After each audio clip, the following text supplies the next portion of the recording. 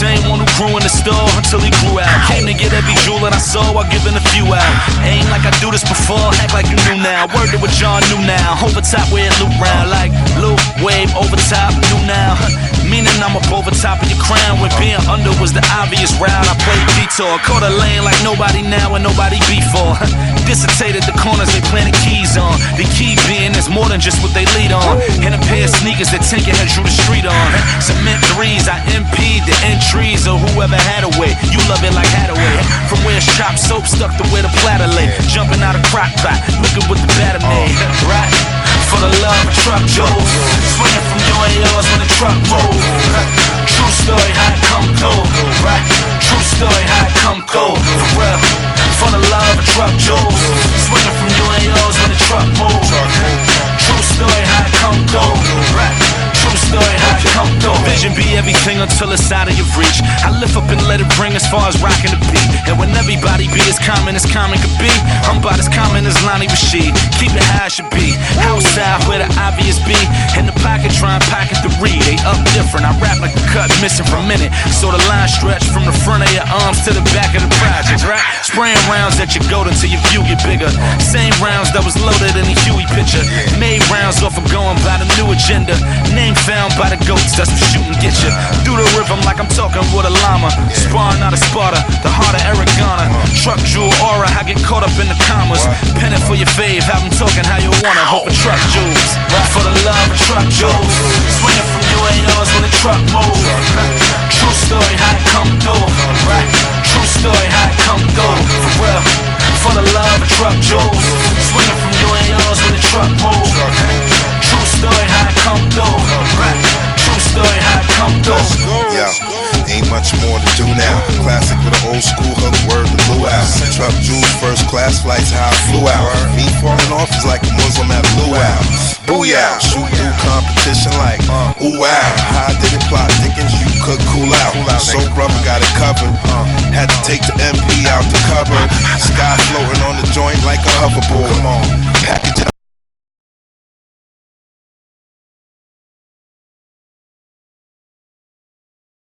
New school mother load, the greatest for real, all the others are curry gold.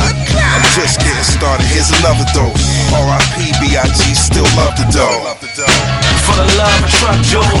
Swinging from you and yours when the truck moves. True story, how it come through, right? True story, how it come through, for real. For the love of truck jewels. Swinging from you and yours when the truck moves.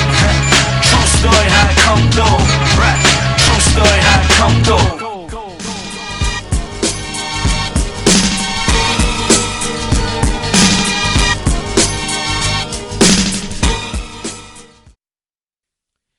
The hip-hop writer is a creator, composing understanding words of cultured brilliance, powering a rebalance of the elements equally.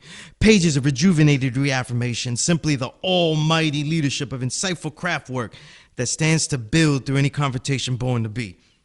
Yet his daily duty is as a journalist that questions properly and uses his ears to filter the real. And as the art decays by dilution, he concentrates the best again and again, exposing it in the print. Today's journalist and tomorrow's historian he listens to share. Here is that necessary attempt executed again and again and again. This is the Power Right Show on S.STREET Media. This is your brother, the lone low life with the home-sewn garment, the Boricua with the build, the true and living God, stepping in score, Sunyas Allah, a.k.a. Skillustrator Low.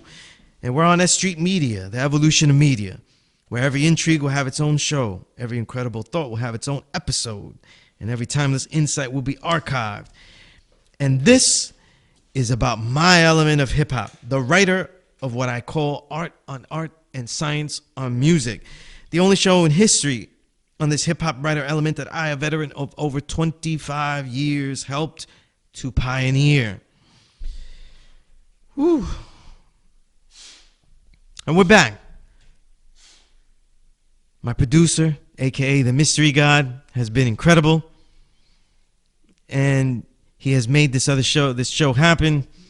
The gloriousness of the track that you heard was Truck Jewels from Sky Zoo off Retropolitan, beats by Pete Rock. I'm going to talk about that album later because you know what? I've had guests the last couple of shows and there's a lot of music and, you know, I just haven't done what we're love to do, just talk about the music. So I'm mainly going to talk about two things. I'm going to be talking about my book, some of the things in the book, which is about music. And then we're going to talk about a lot of these works and stuff and just things I haven't gotten to say. As I usually start every show, I like to give a little addendum, a little thought, a little rewind, if you will. If you missed the last show, the 58th show on my feature interview with Muta Ali, a gracious host. I want to thank Victorious for getting him on the helping getting him on the show. And Muta Ali talked about directing this new documentary that's going to be on HBO early next year, called Storm Over Brooklyn, about the murder and ensuing rallies and protests that ensued and took over New York City in 1989. And we really went in depth. I shared a lot of ideas, I shared a lot of insights, and more importantly, Muta Ali got to speak about the process of making it, the insights he gained from it, the difficulties in creating such a documentary. You know, we see things, they take an hour and 2 hours and change from our lives, but we don't realize how much work it takes into gathering, some of the information in these documentaries that we watch. So not only check that out when it comes out, though, but what I didn't get to mention, if you go to Storm Over Brooklyn on IG, or you to go to Muta Ali's MUTAALI, if you go to those IG pages for the director Muta and just the documentary Storm Over Brooklyn, you'll see links to also for a Yusuf Hawkins Way petition to name, I forget which street though, but it'll tell you and everything. And it's well worth it though. The memory of that is important to not only New York City though, but even our struggles here. We forget history so easily. So there are a lot of lessons to be learned, a lot of lessons that weren't learned in the process of just fight and rebellion and activism. And a lot of them are recalled with that. But I have a book out now. That's the good stuff. It's time to pay up. Do you know how many things I've written?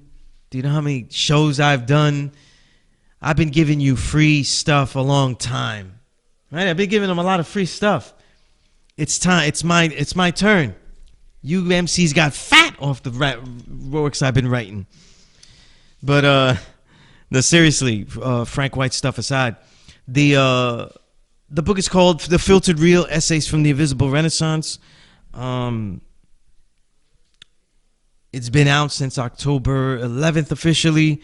If you DM me, if you direct message me on Instagram, if you email me, Sunez, SUNEZ 97 @gmail.com, send me a direct message through the Instagram, the Twitter, Sunez7 at Sunez7. There's a whole bunch of I'll be able to send you an autograph, a nice little joint that I'll throw in there, and send that out to you immediately. Or you can go look up The Filtered Reel on Amazon, and order it through there. But let's talk about the book for a minute, because the way I wrote this book, and I've been talking about it, I was writing my piece for Premier Hip Hop, the Reel of 2018. And I realized I can't write an internet piece though this long. Thing was going like 11, 12 pages. Hell, I didn't want to lay out a piece this long on the internet. You know what I mean? And collecting pics, putting them up. And if you ever go to Premier Hip Hop, it's difficult sometimes on WordPress and stuff to get the pictures of the same size and all that kind of stuff. And sometimes I master it. Sometimes I'm just too tired because I care about what I've written more so than the arduous task of putting all that stuff. So after going through about how many records, at least 100 plus albums I thought were worthy of a quick mention. Absolutely 50 of them were worthy of some deeper ideas. and I had written about so many already, so I decided to make all these pieces exclusive that were already out there about records of that year. But these records and the ideas about these records sparked an analysis of the whole decade that I have been calling the Invisible Renaissance, the 2010s. And so I made this book to use 2018 as a catalyst to talk about all these ideas of this past decade of music. And it really worked out for me, you know? And some of these ideas I'm going to end up revisiting later in the show when I talk about records of this year. And I wanted to read you, let's see, there are some pieces in here that are absolutely exclusive and I never shared anywhere. Let me see. One of the records that I think is an essential record of, especially an essential debut record. You know, if we talk about debut albums of this decade, one of the debut albums that was really great to me, and he's ascended by leaps and bounds in notoriety. I don't want to use the word fame, but we got to call it what it is, and being acknowledged in general, and that's S.STREET. And I had the opportunity to build with him on air in one of the shows last year with hosting DJ Toshi's Classic Storm Radio. And I never got the chance to write about his debut album that he did, produced by Pharma Beats, called Street Pharmacy. So one of the things that I've always done, and then when I talk about this being an element of hip-hop, it's the combination of creative prose, poetry and prose mixed into a real deeper science on music, talking deeper about the music, describing the music, putting it into a context. And I think one of the things I've been thinking about lately is that the way people put music today into context of all the music is they just go, it's classic. And I don't know what they mean, though. Do they mean classic like, you know, like if it was on a shelf next to Criminal Minded, would you skip over that and buy this? You know what I mean? I still laugh when people say College Dropout is a classic. So that's sitting next to a Texanation of Millions to Hold Us Back, and you're going to pick that sorry album over that one? Yeah, I don't know. I don't know. I'm hitting the new generation here. I don't know if I'm being blasphemous to the new generation. I don't know if these are the classics of the generation. But I could say, like, unequivocally, there's really nothing on the radio that matches up with anything that we would consider or prove classic. You know, so the Stalwarts, J. Cole, Kendrick Lamar, they tried to write articles comparing Kendrick Lamar's works to Illmatic, and it was a fruitless endeavor, you know. But it was a case of sad, pathetic writing, though. If you go, I don't want to tell you to go read that again, so I won't tell you where it was from. But people that know, they know where it was from because most of their arguments come from that article. You know what I mean? I think that one of the worst things that happened to the listener is that they became a drone for what was written about in magazines, whether they be online or they be the print ones, and they just spewed off. You know, one of the famous ones. I'll give you a famous one so you get the idea. Tupac is an entertainer and Biggie is an MC. You know, that kind of foolery is the kind of stuff that false ideas are made of, you know. And it's funny, if we go back to the 90s and look at shows, it was Biggie that was standing around doing shows and standing and not moving and delivering his works perfectly, but doing no showmanship. He wasn't moving. There's no live Biggie show that you go back to and you're blown away by his stage presence. You know, he just was a stellar MC, you know. But when we go back to Tupac performances as an MC, moving the crowd, I mean, they're all over the map. But let's not go back to that. That's old beef. That's Sunya's old beef, and we're on the Invisible Renaissance. But one of the debut albums that I think, and I say it here, I would absolutely pit in the 90s. I would definitely buy it then. In the 2000s, absolutely, is Rome Street's Street Pharmacy. It's an album that, like, you know, all boom bap of this decade, the more you listen to it is when you're really going to hear the quality in it. Because remember, when a genre gets older, the ears also get kind of, the ears get spoiled, you know, by the consistency of a genre. A genre can only be labeled by its consistency. Like, hey, what type of music is that? It has to be of a type. So it needs a consistency. So you could say, look, that's country music I'm listening to. Oh, that's blues I'm listening to. So when a genre like hip hop's recorded since the 80s, 90s, 2000s, and it reaches its literally fourth decade, then now what's considered hip hop is going to get, you know, it's going to get stale. You know what I mean? Even to the quality. So you have to give music that you love a deeper listen. You know, you have to give it time, especially if you want to see who really is rhyming and stuff like that. But just this merging that I've always had of art and science and music, and since I haven't shared this anywhere, I want to read this. So this is Rome Street's and Farm and Beats Street Pharmacy. It's bugging me out, but I'll leave that as an inside joke to my producer when I explain it to him, because then it would piss me off if I said it on air. But it goes like this: everyone's a dime away from crime. See, I've been a good citizen, so I can be a great revolutionary. But a dime putting me in on the wrong time in a place I ain't never vibed or rhyme leaves me with none of mine.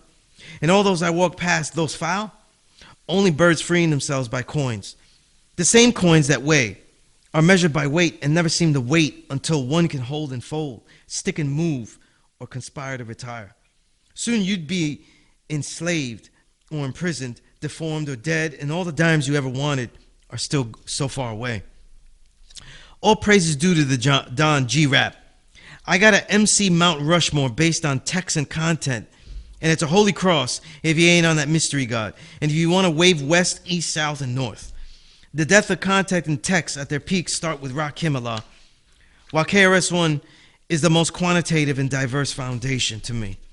But the content from the righteous fight to the visuals of hell, spectrum from Chuck D to Cool G Rap. And without those hells wrapped in arguably the most creative, preserving display of verbal dexterity ever, epitomized by KGR, the tales of our hells may have completely become a cliched erotica. Almost, it became. And every era they try to continue by the labels, the sellers, the media, the indulging fans, the artists themselves, and it continues to fail. It fails not because the violence of need grows, never starts as exciting to watch for the privilege that paid to enter the zoo.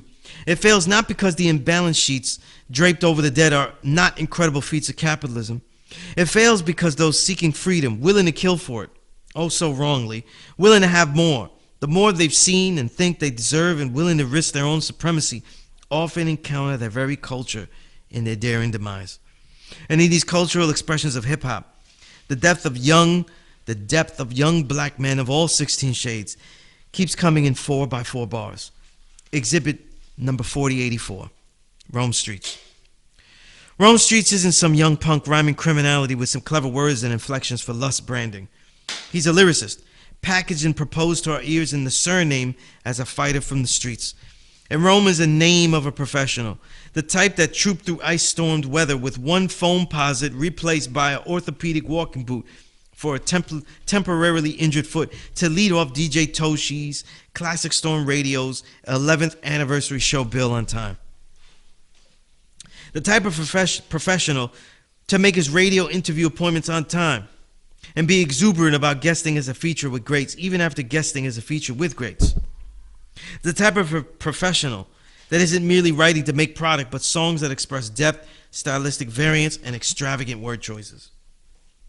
As Rome has done here with a young beat master, Farmer Beats, and will do again with Future Wave, the equally incredible 2019 Headcrack LP. His expert lyricism is hidden as all of the greats prior in incredible music. If one was familiar with his quick EPs prior, those were the minor league excelled stats that got him to the majors, the damn majors of elite MC and not crossover pop play. excelling from the noise candy peaks as free-flowing on Fast Life and the foray of beat excursion tackling on Streets keep calling me. Street Pharmacy has no moments where the lyricism and music will not viciously compete against each other to our oral relish.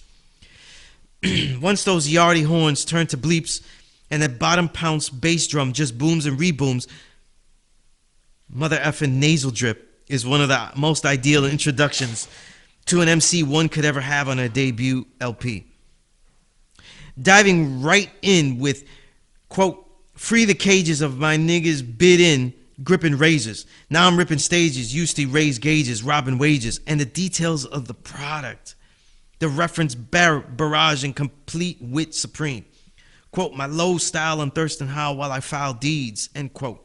There's an immediate recognition that Rome was writing for word choice without compromising any of the flow intensity. That's what MCing is all about. The challenge of reaching peaks in verbal dexterity whilst the words are actually something and profoundly. The more Street Pharmacy unwinds itself, Rome's essence is as well from his stances. Quote, sometimes it ain't all about the currency, it's about principle. That's on Feasting. To his travels to keep them, quote, crackers want to see the noose on my neck from where they leave the drug induced, running loose so they shoot for respect. And that's for evil and hate. Hate and love. In techniques that's layered by internal rhyming and then delivered in the tone of a loud and calm. See, it's all a piece of ish world where pieces of the mind are all that can be preserved. Yet these are the principles to protect, and Rome is rooted in the ultimate oxymoron of ruthless righteousness. Quote, some friends turn fraudulent. Sometimes you gotta scar their flesh. The bar architect, long arms boxing ops, false prophets in the Baphomet, and they ain't stopped me yet. Still in the ghetto with crack smoking neighbors, pigs oppressing the people they hate, and niggas, nature, king of my genetic makeup. And that's led between the ears. And it continues on from there. I detail the music. You know what? I might as well finish this, right? And musically, Farmer Beats is exquisite in the particular elegance of sample sounds he highlights throughout. Let's talk about Farmer Beats for a little bit. The flute and guitar throughout Cobra Clutch. That lovely Spanish guitar and la-la-las harmonizing through the extracts of some 60s bolero that never knew its gorgeousness would direct this Rome film of Feasting. The guitar twang that gets horrified with the lost whales drifting behind and the plodding drum fall and dope in a spoon. The strings and wooing of despair through the slowed break and crime scene. And another beautiful lush vocal art and guitar strumming to a rousing yet steady and controlled drum roll burst that kicks through love and hate.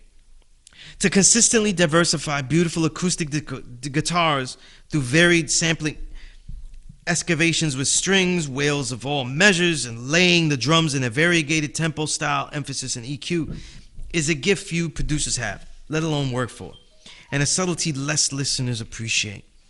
All prescribed now, Street Pharmacy is absolutely one of the essential debut LPs of this decade.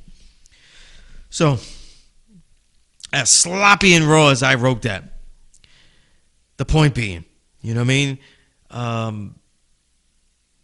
It's albums like that that allow me to riff, allow me to go in, allow me to appreciate the quality of this music and not really just quit on it all, you know, straight up. You know what I mean? Straight up. You know, and one of the things that I will admit in this book that will be useful, but I knew would fail immediately, and I might, you know, on subsequent reprints of the book, I'll make little edits, little fixes and stuff, you know. But one of the most difficult part of this book was making a list of those MCs of the Invisible Renaissance that you should check for. Because the minute I published, I knew that there was a certain MCs that I missed. And I even stalled the publishing for a while because I knew that list was going to need more people, you know what I mean? And I didn't even number it. I didn't order it. I certainly didn't put it in any kind of order, you know. But I gave 3 lists. A very short one about MCs from the 90s that are still doing it, making classic, innovative works, or just MCing on a high level. MCs from those dark ages, those 2000s to me, really dominating. And there have been a lot like Planet Asia, Thurston Howe, C-Rays, you know, and others, right? And obviously that long list for the Invisible Renaissance. But it's preluded by the most important, what I considered the essential MCs of the Invisible Renaissance. That means that if you're being this collector of this music, a listener of diversity, you're going to go into who are the MCs that you need, you know what I mean? And I give one away. I don't think that anyone, and it's almost he's an asterisk because he's not really from this decade, but he reinvented himself. He's from the 90s, reinvented himself in the next decade, the Dark Ages, right? About around 2005, the middle. Literally helped save the Dark Ages along with others. By the way, a personal artist that really saved it for me were him, Bronze Nazareth, Hellraiser, and Doom. I mean, I obsessed over their catalogs, and they had great catalogs. But I'm talking about Sean Price, Sean Price. I consider, and I'm gonna read this to you, and we'll conclude here, and we'll go on a musical break here. I wrote here about Sean Price and his essential MCs of the Invisible Renaissance list. It's in no order, but he's definitely number one. I'll just say it right out. A 90s great becoming a legend in the latter half of the Dark Ages, becoming the superstar of the Invisible Renaissance. The definition of the entire era from his fashion, and I say making the beard black, urban, rugged, cool, and taking Thurston's baton in the blissful pushback to polar wears, that is dignified, hardcore manhood of love and loyalty fabrics. A legend we refused to allow be veiled in obscurity. And so he impacted an entire generation of bravado, humor, and fury. And that's just a little bit. That's just a little bit of what he did. But he really dominated the emceeing of this decade. And we don't notice it because there's so many records coming out. We don't realize how impactful he was since his passing away. And a piece I wrote, Remembered Imperfection, Sean Price, is in this book. And it's probably one of the most important pieces I've ever written. You know what I mean? So with that said, I guess we'll go.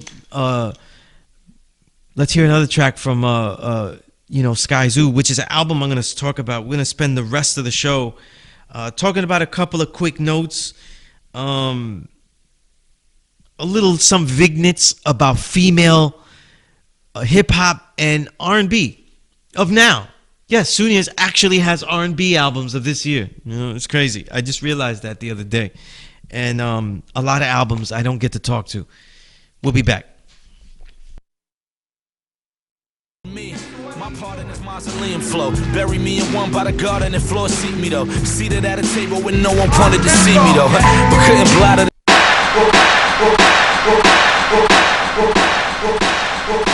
Clap your hands to what he's doing. Hey yo, Pete, man. They got a part in us for being on this city shit the way we are. Either they do or they don't, right?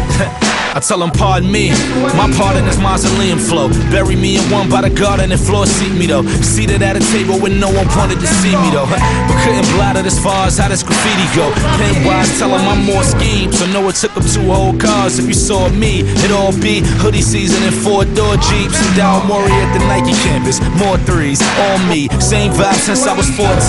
Ain't much change and that explains who applaud me. Applause me, heavy is the head with a crown and where the cross be. Got it to a T off the ground like it's a cross street. Fly kid off of a hybrid support team. And superheroes that got their powers from where the port be. Same rule apply with a line and with the cost be. Reason being for being with all the talk. I'm just here to carry the tradition that I've been on. Heavy is the crown, but let the way it fit on. Did it for the town from the moment that I've been on. Did it for the town from the moment that I've been on. I'm just here to carry the tradition that I've been on. Heavy is the crown, but let the way it fit on. Did it for the town from the moment that I've been on. Did it for the town from the moment that I've been on.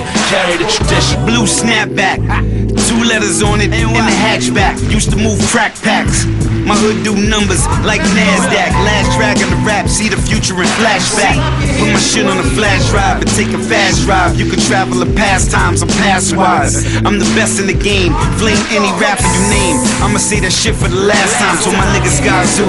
When I die, I'ma go to Sky Zoo. Yeah, I'm grounded, but I'm getting high too. Ghost the best nigga is the sky blue. But sometimes it's great when them niggas with the case slide through. I did it for the town and I did it for the crown, just to put it on the ground and piss on it. Was an arrogant nigga, ignorant nigga, militant nigga. Grab a gun and click on it. Ghost here, carry the tradition that I've been on. Heavy is the crown, but let the way fit home. Did it for the town from the moment that I've been on. Did it for the town from the moment that I've been on. I'm just here to carry the tradition that I've been on. Heavy is the crown, but let the way fit on. Did it for the town from the moment that I've been on. Did it for the town from the moment that I've been on. Carry the tradition. Been the same as you thought, like who you think. From an era where you turn up the nerve to Luda Brinks. Back when it was word for word with Cuban links, and I became Miles Davis, meets whoever style Ray, and I decoded how they gave it. You know it from the moment that you play it. I'm an OG Snow Beach statement. From no one will be waiting. Eyes on the dough, Freemason, and everyone you know freebasing. Live out of the basement, so this is all free throws. The fam couldn't get off the ground, they all Rio. I kick it and toss reloads. Brooklyn, New York, ego. I can't pass the low store. I'm Porfido. You know me though. Eyes on the awning while hype taping it. Know the way I aim at it, whether at the camera or whatever in the way of it. You'll never find a stray in it. Carry the tradition that I've been on. Heavy is the crown, but let the way fit on. Did it for the town from the moment that I've been on. Did it for the town from the moment that I've been on. I'm just here to carry the tradition that I've been on. Heavy is the crown, but let the way fit on. Did it for the town from the moment that I've been on. Did it for the town from the moment that I've been on. I'm just here to carry the tradition that I've been on. Heavy is the crown, but let the way fit on. Did it for the town from the moment that I've been on. Did it for the town from the moment that I've been on. I'm just here to carry the tradition that I've been on. Heavy is the crown, but let the way fit on. Did it for the town from the moment that I've been on. Did it for the town from the moment that I've been on. Carry the tradition.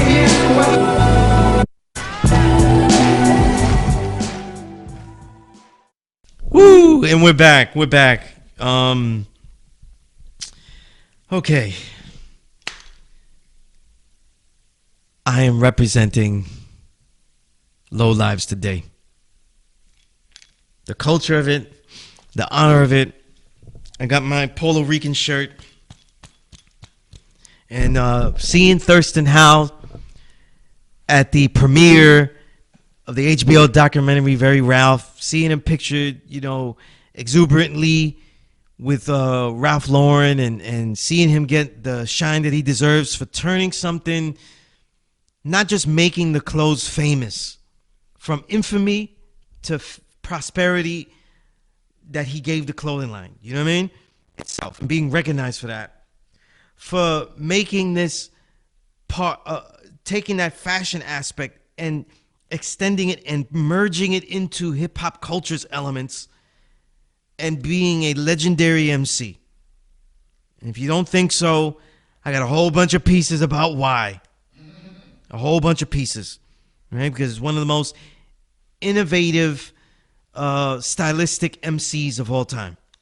When we name the great stylist of all time, he's going to be on it. You know what I mean? He's going to be on it. And to see what he has done and everything, it just brings great honor, it brings great pride. You know what I mean? It's intense orgullo. You know what I mean? You got to use the Spanish word. It's too intense. You know what I mean? It was great to see that. You know what I mean? And I can't wait to see that documentary, to see where he fits in, where they fit him in and all that. You know what I mean? And part of my journey is in that threefold. And I've explained it on different shows with my brother, you know, Skanks on his show, Bankai Radio Hour, and a lot of other shows where people have asked, you know what I mean? And that threefold of Rudy Lowe, a.k.a. Rakim, Supreme Shabazz, Bones Malone, and Thurston Howell III. All three of them play a part in that, being part of the Low Lives in this new generation, where the contribution of many of us, myself particularly, is really solely hip-hop. Solely hip-hop. You know what I mean? The only thing I ever boosted was music. You know what I mean? But the thing about it, right, is I'm going to be talking about this stuff more. It's It's going to be in the books that follow this book, The Filtered Reel. But it was just great to see that, you know what I mean? And I'm going to be building on that more, though. But I have a piece in premierhiphop.com that I still have up there called The Origins of Skilla Straight or Low. But Thurston Howell was the one that named me that, you know what I mean? Because we was in a cipher and certain brothers didn't feel I was a mere journalist, you know what I mean? And it's been a knighthood of great honor since then. And let's just talk about the music for the rest of the show. And, you know, I'll start talking about music that I don't talk about much because I don't collect it, because it is one of the dead genres. The industry has succeeded in that. You know what I mean? Let's talk about what I never talk about, R&B. You know, one of the things that we talk about, and I heard, and I'm not gonna say who said it though, but they, you know, because a lot of people feel this way, and I had talked about it. But I want to talk about females in the music real quick. They say that R&B is really female, and that became the woman's music. Like with hip hop music, like the urban music, R&B became the female music. Hip hop became the man music, and then hip hop is for men, and it doesn't make sense to hear female MCs. And R&B is for females mainly, and speaks to them, you know? And in a lot of ways, the industry really pitched it that way. I think one of the problems when we talk about hip-hop, when we talk about our people's music, is you have to have a balance of what is and what ideally ought to be. And if you don't combine the two, then you could miss out. So sometimes we want a straight shooter, and we always praise a straight shooter when they tell it how it is. But you're not telling the whole story of hip-hop music, of a counterculture that has been absorbed and made into a subculture of pop. If you don't take notices and you don't speak about how, you know, the idealism that is part of the music is always in the background there, always fighting to be made manifest. And one of those things is in this. While R&B is essentially became a voice of women, it doesn't mean that it did not desire or had the intentions to be a voice for everyone.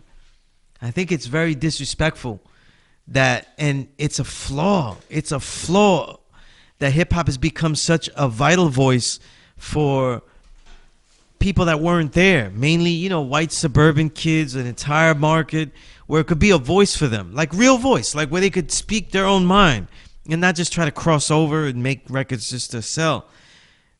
And it's not for the black and brown female, you know, youth. You know, so that's a problem though. And that's really what's missing. And if you don't acknowledge the idealism that was intent on that, then the entire, the way that Lauryn Hill blew up with Miseducation of Lauryn Hill, the way it took over, you're not going to understand that if you're just going to look at R&B was female, you know? Because, again, I'll say this 1,000 times, Miseducation of Lauryn Hill is an MC's album. Even if you want to say it's a rap R&B album, it's an MCing album. MCing is to master the crowd, but it's also about mastering the ceremony. So it's the mic cipher. Who handles the mic cipher? And in Miseducation of Lauryn Hill, she was able to sing songs. She was able to sing her own choruses. She was able to harmonize her actual rap lyrics. She was able to straight bar the rap lyrics.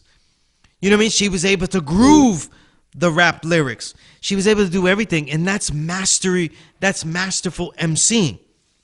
But I digress, right? About that misnomer that I've talked about before. But I was thinking about a general flaw in what plagues R&B music. And the rest of the show, I'm just going to be riffing about musical ideas and stuff. But I was looking through my collection, and I realized I had 4 R&B albums that came out from females this year. I really don't collect and keep R&B albums. I was bugging out. I was like, wait a minute, I got 4 of them here. And just to give you a compare and contrast, I'm not one to say that this is the music now and they don't do it as good. We shouldn't compare. We should compare all the eras, though, because you should be making music better. You know what I mean? You should be able to challenge. One of the things that happened in R&B music, and this happened in the Dark Ages as well, especially, was that we saw that the skill level of the singer, especially for the female R&B singer, was disallowed or just not there. And I remember hearing this. I forget which album it was because it was quickly disposed of. You know what I mean? But it wasn't horrible. It just, it's disposable. It's disposable music. It's pop music. It was an Ashanti album, right? I don't even, I'm terrible at this. I was almost going to pronounce the name wrong. It's an Ashanti album, right? And if you know Ashanti's music, she sings soft with no power and no punch every single song. You know what I mean? And it's why her songs, her hit singles with Ja Rule had such appealing contrast to people. She's all ha, and then Ja Rule singing all horrible, and then we get it like that. But there was a skit somewhere on one of these Ashanti albums where I don't know what the skit was about, and she started to really belt it and really belt it out. And I'm thinking, I'm going through this whole album here. I think it was MTV's website let you preview the album. So I said, hey, I'm going to check it out. That's why I don't have it. Yeah, it was MTV Preview. I didn't throw it away. It was early stream back in the days, in the 2000s. And I was like, why is Ashanti belting it out in a skit? And all the songs are high-pitched, no punch. See, let me name some favorite female soul singers that I have, right? These are favorites for mine. I'll argue GOAT later and anything like that, and any of that stuff. But my favorite's always going to be Phyllis Hyman. Etta James is there. Anita Baker. Billie Holiday. I just have to name one jazz, but the trio. In fact, let's just name a couple. Billie, Sarah Vaughan, Ella Fitzgerald, Dina Washington. I mean, I love all of them. Nancy Wilson. I love all of them, right? I have deep collections of all of them, right? And then, of course, in the latter decades, legends like Sade and Whitney Houston. And it's important that I mention Sade because when I think about singers, it's always been that a singer would always give all of their efforts and they would always be tackling all of the standards. And that's one thing that got lost in music, singing. Singers used to have to come up by singing the standards, and for example, Ella Fitzgerald's 90% of her catalog is the songbooks, you know what I mean? Her singing the songbooks of certain composers and doing literally her own black jazz versions of that. And people like not Anita Baker, Aretha Franklin, another favorite. Her early work, Marvin Gaye, we could mention male singers too, but Aretha Franklin's early work, which didn't blow up, is her singing a lot of jazz standards, and certain jazz standards are just immaculate. They didn't become hits, but you knew she had the chops. They just didn't have the right A&Ring. When A&Ring back then was about finding the lane for that artist to blow up, right? And I'll round it out, though. I'll say Whitney Houston. Anything Whitney sings is immaculate to me. And I'll even throw in La India, because India's voice, even though she was singing salsa, she also was singing a lot of R&B, especially if you went to see her live and stuff, and she has those chops. And I'm just thinking of great singers that I think of. But I was surprised, and with that Ashanti example, it made me think, and I started to check it out. Mary J. Blige started R&B hip-hop singing, but Mary J. Blige's voice is very flawed compared to the legendary singers, but she has a lot of soul. She has a lot of soul, so it works. It always worked. And later we got better singers, but they didn't need them to sing, and that's what destroyed the music. That's what to me destroyed R&B music. You didn't need the singer to have punch, especially the female singers. You ever see those things on late night with Jimmy Fallon, right? And they sing, and you'll have a singer come up and they imitate other singers. They do musical impressions, and all these females like Ariana Grande, Alessia Cara, right? I think that's her name, and others.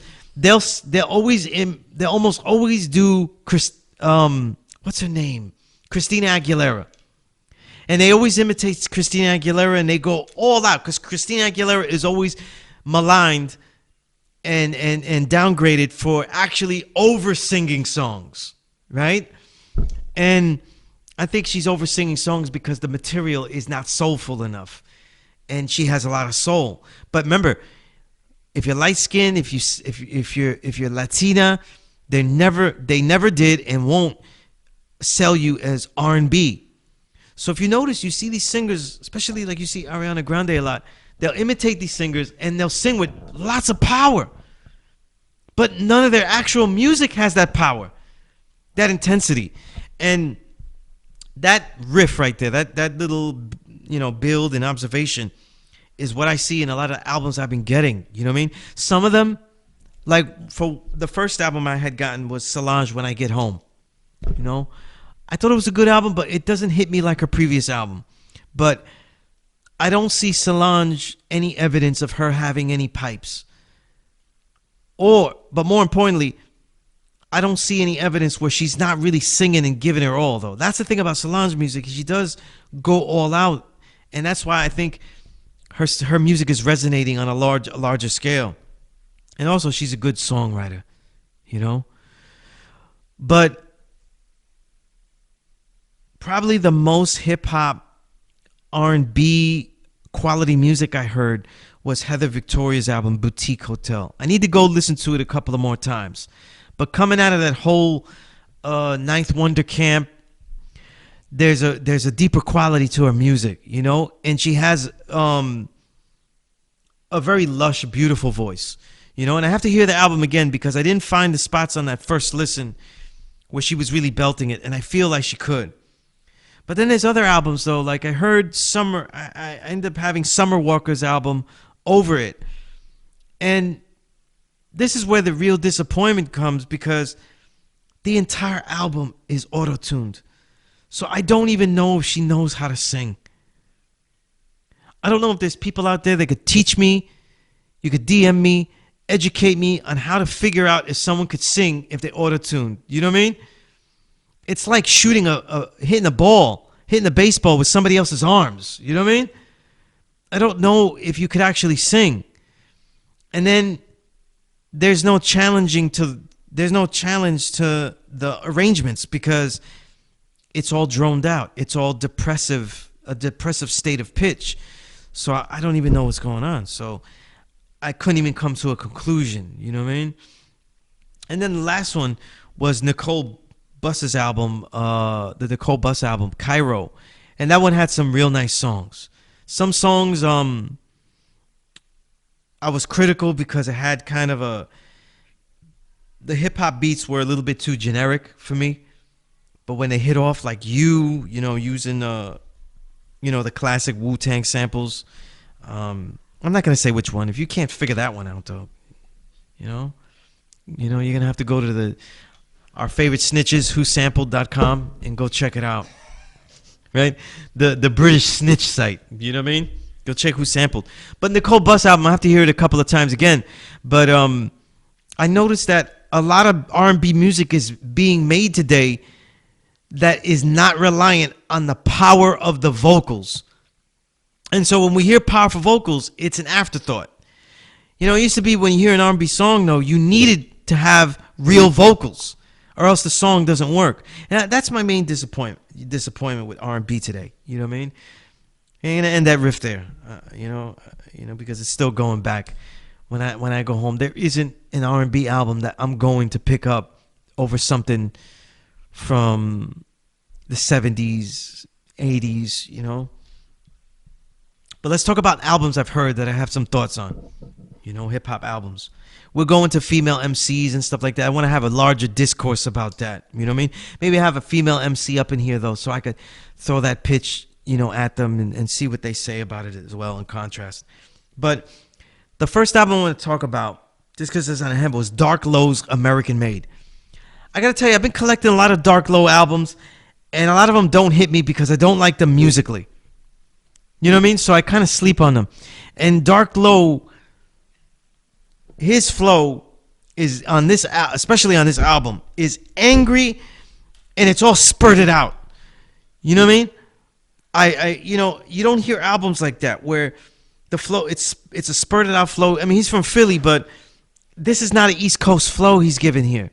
It's almost like if you slowed down and chopped Ice Cube, and he just blurted out stuff. He just blurted out, you know? And songs like Push the Button, you know, his inflections on the rhyming punch are just straight yelling. Like, he's literally yelling. And it's a hardcore album. It's not as socio-political as you would think it would be when the way it starts out with the samples, with the speeches that are sampled and stuff, and I want you to go listen to it, so I'm not saying who and what. So you think it might be a little bit more political, a little bit more commentary about the state of things, but the content is very focused on an individual struggling through the capers he's in, through the regular street life he's in.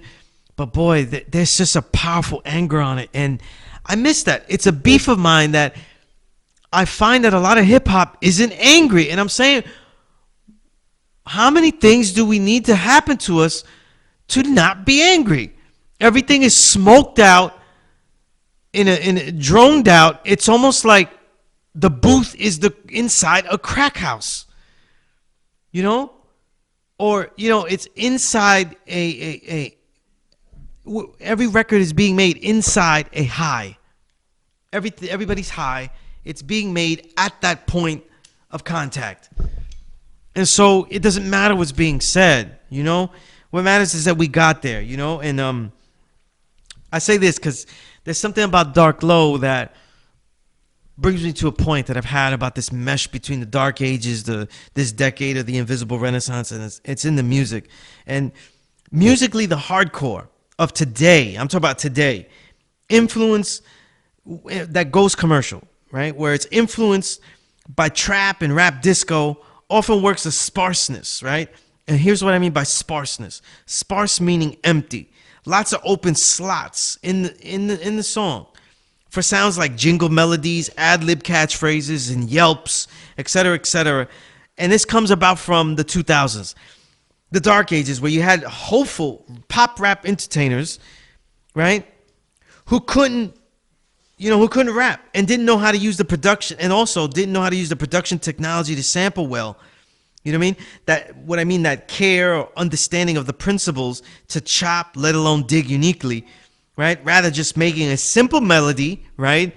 Whoop that trick, you know, right? Which Hustle and Flow immortalized and became, it's a documentary. Hustle and Flow is a documentary. It's supposed to be I thought it was a satire. I didn't know it became a nonfiction piece. You know what I mean? I laughed at the whole movie as a satire, and then it's getting Oscars like if it was a real drama, like a real a potential autobiography of someone. Just pathetic. But the use of a simple melody or interpolation of an immediate find, you know, no digging. You know what I mean? So the hardcore diluted heavily since Swizz Beats, and so many others. And now there's a lot of space in the track. There's space all over a trap track that you hear on the radio. There's a lot of space, you know?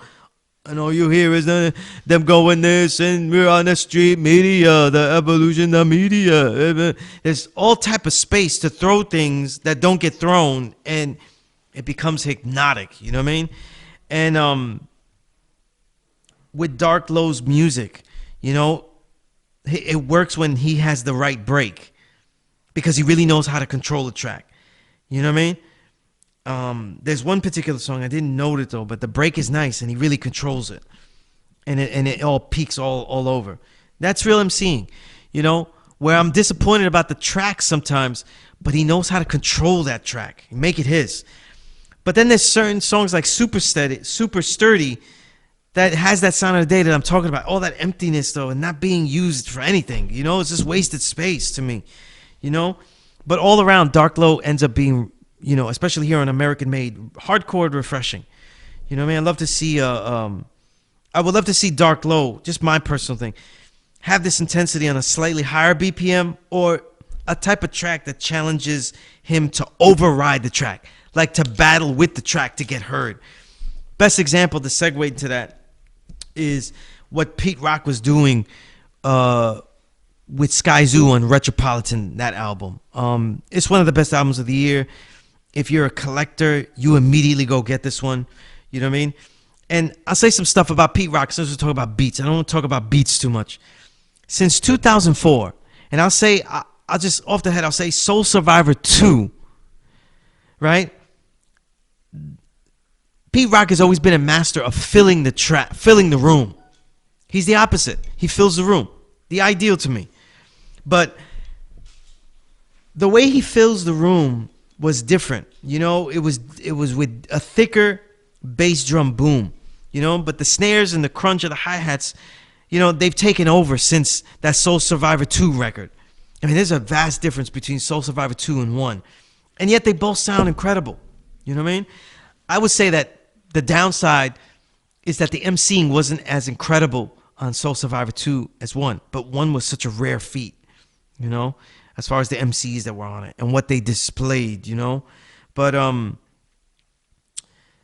I don't know if my descriptors here are making sense, but the way that Pete Rock fills up the room now is still filling up the room, but on Retropolitan is a great example because he fills up the room more with treble and the noise of the boom bap as opposed to the thickness of the drum and the bass and that kind of almost the filtered wonders of the 90s. You know what I mean? That he's one of the evolutionaries, if not one of the pioneers of really putting forth.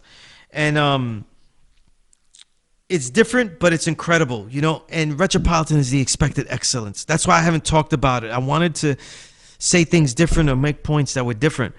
But songs like Glorious listen to that song, you know. It's so overloaded with horns, sirens, vocal wails, different vocal wails and yells, and Sky Zoo's ad-libs, and yet you hear every part perfectly. I don't think people realize how difficult that is to do. Sometimes we could be spoiled because the MC like Sky Zoo knows how to even rhyme over breaks and a live band all at the same time, because I've seen him do it multiple times. But that mastery by Pete, others literally cannot do. You know, I don't want to name names of producers that are good, but producers that are really good in this decade, they can't do what Pete Rock did on this album. You know what I mean? And it's that loudness and action that's all over Truck Jewels, and I think we played it to begin the show. Even the simple beats like Richie, it's got a boom break and a distant piano, right? But listen for the places where the cooing vocals are.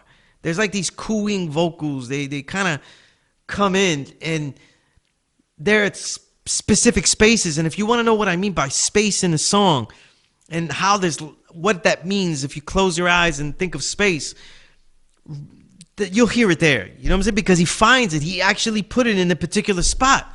It's magical to me. You know what I mean? And other songs, they update what he was doing on even Mecca and the Soul Brother. I forget which song it was. I didn't write it down here, but it's just incredible. The cuts, the way he has the drop of the drums, it's all perfect though. He knows where he's placing it. His frequencies equalizing. It's just masters of the game. You know what I mean? And the way to listen to this record is you let yourself get into the addictions, and then you start to hear it though, you know? And Skyzoo, you know, he's one of the essential MCs of this invisible renaissance, you know what I mean? He really started in the 2000s, but he's made his greatest works in this decade. And I'm in my 5th or 6th listen, which means that I don't have anything to say about Skyzoo that other listeners, gentrifiers that seem to love Skyzoo, or, you know, grafted bloggers that he's become the darling of that now quote and analyze at will all over genius.com. But essentially the homonym and word replay. There's a word replay, rewind, and reuse technique he does. You know what I mean? And he does it in the third person discourse. So think about this. I call it the replay, rewind, and reuse technique that he does in the third person. And he does it in songs like he goes, singing the same song, but I got a cadence to me. So when I sing along, know that I made it to be. All that they sing for and all that's related to me. Know above all what I come for is usually a one-off. And he said that on Audacity of Dope. And of course he says more stuff to really prove my point. But he does that constantly, and he does it masterfully. And it'll feel like nothing new because he keeps doing that. You know what I mean? He keeps doing that. But it's like he's dunking from the three-point line every album. And so, you know, he's going to do it, you know? And to end, though, one complaint that I saw that was just ridiculous was on the Eastern Conference All-Stars, a dope posse cut, someone said Elzai's verse was whack. What are you here for? You know what I'm saying? What are you here for? You know? Where do you come from where you think that Elzai had a whack verse on that? Go read that. It's on Genius. You go read it. They'll explain it to you. They'll explain what he was doing on the verse. You know? I don't know. Hey, real quick note before we end, though. If you want to give yourself a headache and praise the mystery God, Jesus is King is the album for you. You know what I mean? If there is a mystery God, he's going to come back and destroy the world because that was the terrible homage. You know what I mean? You know, when you used to go on Bronx cable networks and put them on, and you hear a guy rapping terribly, and he goes, I make fat beats and bars. And you think, yo, he can't rap, yo, I can't believe he's on this thing. There are songs with Kanye's rapping like that. He has become worse and worse as an MC. And if you love MCing, it's just call it in. It's done. It's really done. You know what I mean? And I don't see the sincerity of him praising Jesus Christ and all this kind of stuff. I see no sincerity in it. I think it's all a hustle. You know what I mean? I think it's all branding. And I said, hey, let's go Jesus Christ. You know what I mean? And I think if I want to give you a place where Jesus is King is going to be a real noteworthy, if I could place it somewhere it belongs, it would be perfect as an available score for theme songs and theme music for any and all upcoming Tyler Perry movies and series. This is where this music belongs, though. And audio and film trash bin. You know what I mean? It's just, I don't know. He outdoes himself on the low bar. You know what I'm saying? I mean, if you could limbo lower, you know, he limboed lower than Neo on this one, as far as going low on the low crap bar. You know what I mean? And you know, I just can't do it. You know what I'm saying? I can't do it. But we went through a lot of records. I want to go through even more, but until next time, there'll be a lot more stories to tell, writings to recite, and records to rewind and reminisce. I'm your host, Sunya Zala, a.k.a. Skillustrator Low. Get my book, The Filtered Real. And as always, The Power Right Show is a never respect fake broadcast. Peace.